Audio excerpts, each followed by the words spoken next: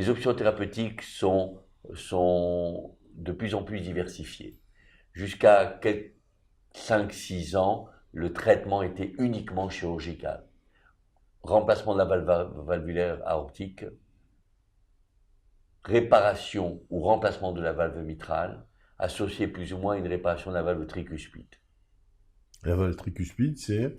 La valve tricuspide est ici, c'est la troisième valve importante du cœur, c'est la porte entre le ventricule droit et l'oreillette droite. Et souvent, l'insuffisance tricuspidienne est secondaire à l'insuffisance mitrale ou au rétrécissement aortique. Les maladies les plus fréquentes que l'on rencontre dans nos pays, ce sont, je le rappelle, le rétrécissement de la valve aortique et l'insuffisance de la valve mitrale.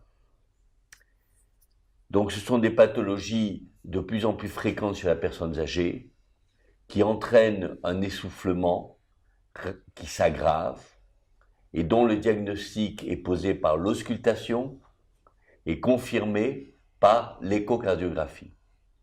Quand l'échographie va mettre en évidence une maladie valvulaire significative, le patient va bénéficier d'une exploration coronarographique et angiographique dont nous avons déjà parlé dans les missions précédentes au sujet de l'infarctus du myocarde, c'est-à-dire qu'une sonde va être montée au cœur par voie artérielle et veineuse et va permettre de mesurer les pressions à l'intérieur du cœur et d'apprécier comment la maladie valvulaire est significative sur le plan hémodynamique.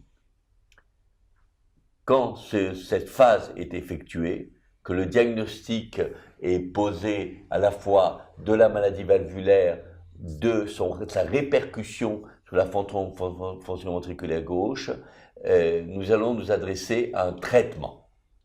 Le traitement jusqu'à 6-7 ans auparavant était uniquement chirurgical.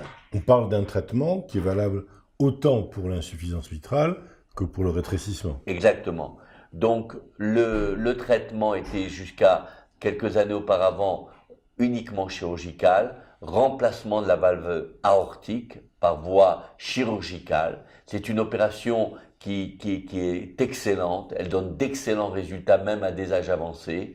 L'autre opération est la réparation ou le remplacement de la valve mitrale, qui également donne de bons résultats, qui est une opération plus risquée, parce que la valve mitrale est vraiment à l'intérieur du cœur, il faut ouvrir le cœur et arriver à cette valve. Cependant, nous avons de plus en plus de patients qui sont très âgés et qui ont surtout ce qu'on appelle des comorbidités, c'est-à-dire une insuffisance respiratoire, une insuffisance rénale, un âge très avancé, une perte de mobilité, qui rendent l'acte chirurgical extrêmement dangereux. Certains médecins ont développé des techniques de traitement valvulaire par voie percutanée. Et là, il faut rendre hommage à un grand médecin français qui s'appelle le professeur Cribier de Rouen, qui est le premier dans le monde, en 2002, à implanter une valve par voie percutanée, une valve aortique par voie percutanée à un patient totalement inopérable. Pour vous expliquer le cas de ce patient, un patient qui avait été amputé, qui était en grande insuffisance respiratoire, que bien entendu les chirurgiens n'auraient jamais pris pour une opération chirurgicale. Et donc il a réalisé cette première mondiale qui a fait étape dans l'histoire de la médecine, et depuis, plus de 100 000 patients dans le monde ont bénéficié de cette technique. Donc, la chirurgie a fait des progrès, les traitements percutanés ont fait des progrès, surtout pour la valve aortique. La valve mitrale est encore un obstacle qui n'est pas complètement franchi. On peut traiter l'insuffisance mitrale par un procédé de clip qui vont essayer de resserrer les deux parties de la valve mitrale et donc limiter l'insuffisance mitrale. Les médecins ne cessent pas d'avoir de l'ingéniosité et plusieurs valves ont été mises au point pour être implantées par voie percutanée au niveau de la valve mitrale.